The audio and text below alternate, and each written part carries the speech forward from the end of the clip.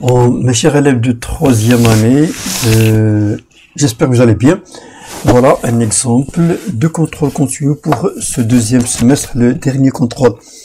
Et je vais diviser en deux parties. La première partie concerne le système nerveux et la deuxième partie, Inch'Allah, sera concernée pour l'immunité. Donc commençons toujours par la restitution des connaissances et on vous demande de répondre par vrai ou faux. Puis on corrige les fausses. Donc vous devriez dire c'est pas vrai ou faux comme ça, mais si la phrase, la proposition est fausse, vous devriez la corriger. Alors la grenouille bouge sa patte anesthésiée juste après l'avoir excitée. Je vais laisser le temps de réfléchir. Quand on excite le nerf sciatique d'une grenouille, elle bouge la même patte. Une grenouille dont on détruit la moelle épinière bouge sa patte postérieure si on la lui excite.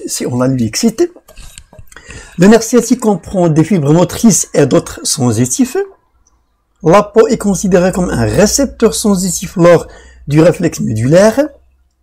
La moelle épinière est constituée par une matière grise périphérique et une matière blanche centrale. Donc la première, la grenouille bouge sa patte anesthésie. Donc si la patte est anesthésie, les récepteurs qui se trouvent dans la peau ne vont pas recevoir l'excitation. Donc la proposition, elle est fausse. Donc la peau anesthésie ne répond pas à l'excitation, donc pas de mouvement. Quand on excite le nerf sciatique d'une grenouille, elle bouge jamais. Pas bien sûr, le nerf sciatique, il est relié au muscle de cette patte-là. Une grenouille dont on trouve la moelle épinière bouge sa patte postérieure si on lui excite. Non, parce que la moelle épinière, c'est un organe par lequel passent les nerfs moteurs pour arriver au muscle. Donc pas de contraction. Le nerf sciatique comprend des fibres motrices et d'autres sensitifs, bien sûr, donc on dit que c'est un nerf mixte. Alors la peau est considérée comme récepteur sensitif lors du réflexe médulaire, oui, bien sûr. La moelle épinière est constituée par une matière grise périphérique et une matière blanche centrale, c'est tout à fait l'inverse. C'est la matière grise qui est centrale et la matière blanche qui l'entoure. Alors, vous avez deux groupes ici, vous allez les rejoindre par des flèches. Donc, la peau, quel est l'élément qui lui convient dans le groupe B? Racine antérieure, la moelle épinière, l'encéphale, la racine postérieure, cerveau et les muscles. Donc, la peau, quel est l'élément qui lui convient ici? Bien sûr, c'est un récepteur sensitif. La racine antérieure, donc vous avez le nerf rachidien qui se divise dans deux parties avant d'entrer à la moelle épinière, la racine postérieure qui contient le ganglion spinal et l'autre ne contient pas, et la racine antérieure, il contient les fibres nerveuses sensitives, alors que l'autre moteur, donc là, c'est un conducteur moteur. Donc la moelle épinière, qu'est-ce qu'il fait? Il contient vertige les fibres nerveuses sensitives en effet nerveux moteur. Alors ici, l'encéphale, voyons voir ce qu'il est, qui lui convient. Il n'y a pas, ici, un affecteur moteur, c'est pas lui, un conducteur sensitif, c'est pas lui. Donc la racine, ici, la racine postérieure, c'est un conducteur sensitif. Alors, il reste normalement deux éléments ici, il n'a un seul élément. Donc, le muscle, c'est lui, l'affecteur moteur. Donc, ça reste un élément qui n'a pas d'élément en face dans le groupe B. Alors ici, vous avez une expérience, vous la voyez ici, une excitation électrique, et vous voyez ici les différentes transformation que subit le muscle après l'avoir excité. Donc, on vous demande de définir les termes suivants, l'excitabilité et la contractilité. Donc, l'excitabilité, c'est une propriété de toute structure vivante de réagir spécifiquement aux excitations, que ce soit mécanique ou bien chimique ou bien électrique. Alors ici, la contractilité, c'est la propriété que possède le muscle de changer de forme lorsqu'il se contracte, de se raccourcir sous l'influence d'un excitant, que ce soit directement ou que ce soit par le nerf, puis de revenir à la longueur initiale. Alors, mentionnez deux comportements qui menacent l'intégrité du système nerveux. Vous avez la grogne, la fatigue, la nuisance sonore ou visuelle, c'est-à-dire du point de vue son ou bien visuel, la vision. Alors, ils perturbent le fonctionnement du système nerveux. Alors, vous avez des éléments ici où on vous propose des termes ici et vous allez les remplacer devant chaque définition qui lui correspond. Donc, le trajet de l'influx nerveux pendant le réflexe, c'est quoi ici? Le trajet, donc, c'est quoi? C'est l'arc réflexe, bien sûr. Alors, ici, vous avez la capacité du muscle à trouver sa longueur d'origine après avoir supprimé la force qui lui a été appliquée. Donc la masse qu'on va mettre, on va retirer la masse et le muscle va revenir. Donc ça, quelle propriété c'est quoi? C'est l'élasticité, oui. Alors un organe qui est à la fois conducteur, sensitif et moteur, on l'a vu tout à l'heure, c'est quoi? C'est le nerf sciatique. Alors ici, un ensemble de cerveaux, cervelet, bulbe rachidien, c'est quoi? Oui, c'est l'encéphale. Alors vous avez ici un schéma, on vous demande de donner un titre et de légende, c'est-à-dire donner le nom correspondant à chaque numéro. Alors le numéro 1, c'est la racine postérieure, numéro 2, c'est la racine antérieure, numéro 3, c'est comme un papillon, c'est la matière grise qui est centrale, numéro 4, c'est l'entour, la matière blanche, le numéro 5, c'est le nerf sciatique, le 6, c'est le ganglion spinal, et le titre, c'est la coupe transversale de la moelle épinière. Alors, proposition vrai ou faux, le tissu musculaire est constitué de cellules à plusieurs noyaux, de fibres nerveuses et de capillaires sanguins. L'élasticité du muscle squelettique est limitée. Au cours de la contraction musculaire, les fibres musculaires libèrent l'acétylcholine. La plaque motrice est une zone de contact entre deux neurones. Donc, le tissu musculaire est constitué de cellules à plusieurs noyaux, bien sûr. Il contient aussi des fibres nerveuses qui conduisent un flux nerveux jusqu'au muscle, des capillaires, bien sûr, pour nourrir les fibres musculaires. Donc, la proposition, elle est vraie. L'élasticité du muscle est limitée, bien sûr, lorsqu'on fait une masse qui est très grande que la capacité du muscle, elle va s'étirer et il ne va pas revenir à la position initiale. Donc, la proposition est vraie. Au cours de la contraction musculaire, les fibres musculaires libèrent l'acétylcholine. Donc, l'acétylcholine, voilà, c'est quoi? L'acétylcholine, il est fausse. Donc, c'est une matière, une substance chimique faisant partie des neurotransmetteurs, c'est-à-dire sécrétée par certains neurones pour transmettre. Donc, au niveau de la plaque motrice, normalement, il y a libération. Les terminaisons, au niveau de l'arborisation terminaire, c'est le contact entre fibres nerveuses et fibres musculaires. À cet endroit, il y a libération par les fibres nerveuses, pas les fibres musculaires. Et la plaque motrice, c'est une zone de contact entre deux neurones. C'est faux. C'est le contact entre neurones, voilà, et fibres musculaires. Ça, cette partie-là, celle-là, celle-là, celle-là, celle-là, celle-là, ce sont des ondes qu'on appelle plaques motrices.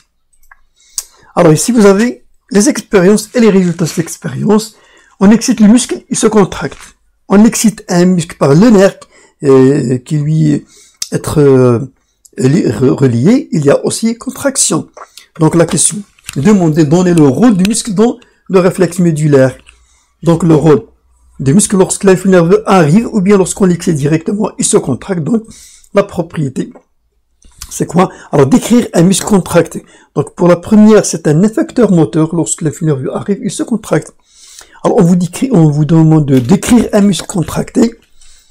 Donc sa longueur il diminue et son diamètre au centre, il augmente. Voilà, comme celui ici. Donc si on l'excite, voilà. Pour la contraction, voilà, le ventre, le diamètre il augmente, mais la longueur il diminue. Alors toujours le même exercice. On vous demande de dégager les deux propriétés issues de ces expériences. Ici l'excitation du muscle se contracte, l'excitation du muscle par le nerf aussi contraction. Alors à partir de l'expérience B, celle-là, donnez le rôle du nerf sciatique. Donc pour la première, donc l'excitabilité, il se contracte il répond à l'excitation, donc la propriété c'est l'excitabilité. Il se contracte lorsque le flux nerveux arrive, donc c'est la contractilité.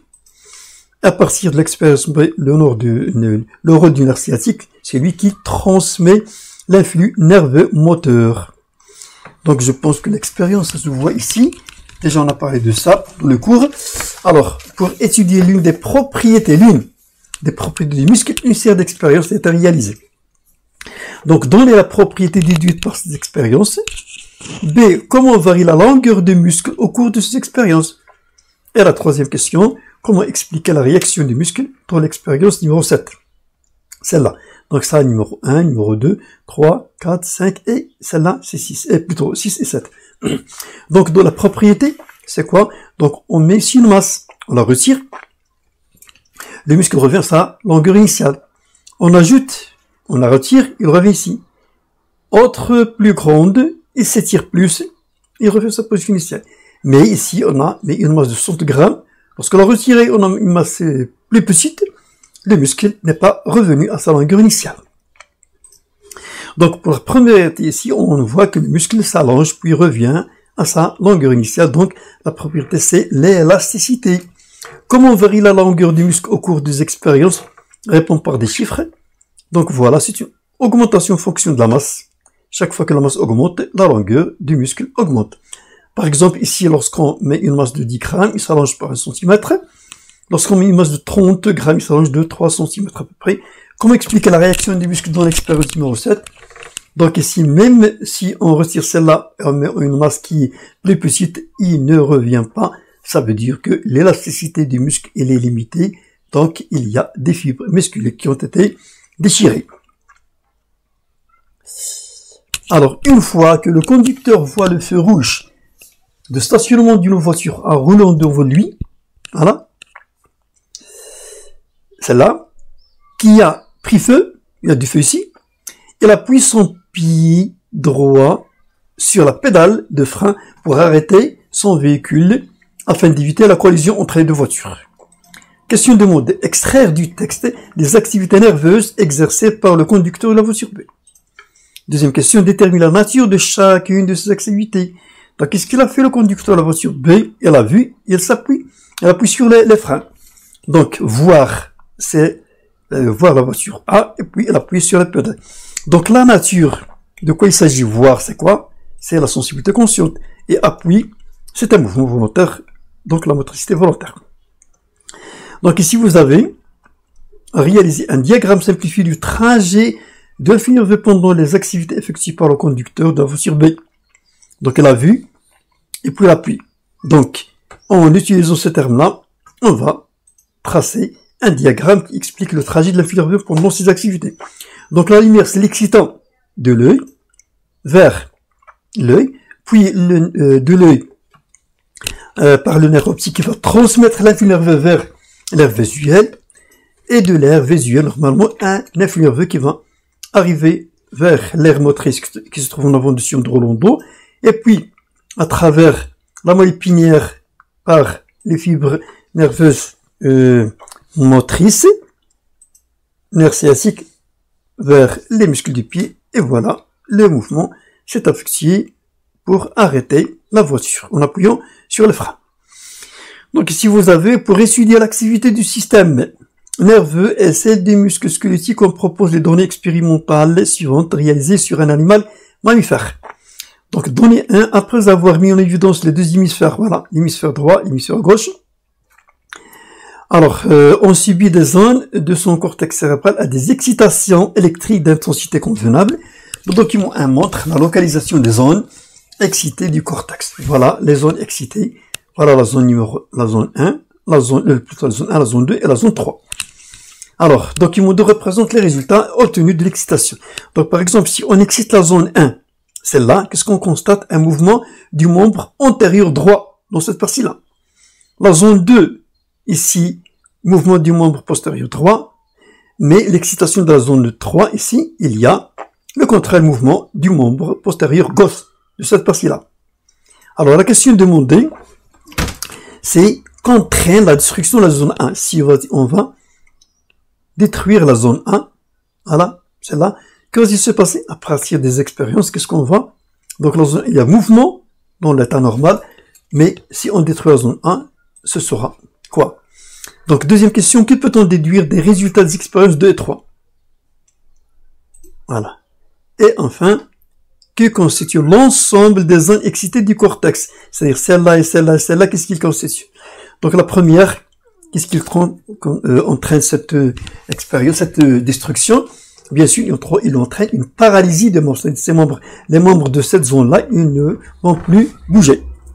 Que peut-on déduire des résultats des expériences 2 et 3? C'est là. Alors, 2 et 3. Donc, on voyait, quand vous le constatez ici, si l'excitation ici, il y a le mouvement de cette partie-là. Et si on excite la zone 3, il y a le mouvement ici. Donc, chaque hémisphère du cerveau, il contrôle la partie opposée du corps. Celle-là, la gauche contrôle droit et le droit contrôle le gauche. Alors, que constitue l'ensemble de ces zones-là? Qu'est-ce qu'il constitue? Bien sûr, c'est l'aire motrice. Dans le numéro 2. Alors, le graphique du document 3 montre la variation de la longueur d'une fibre musculaire Suite à 2 excitations électriques efficaces à l'état normal et en présence d'une substance toxique appelée batrachotoxine. Batrachotoxine, simplifié par BTX. Donc on voit le document et après, avant de voir les questions, vous devriez lire attentivement le contenu de ce document-là.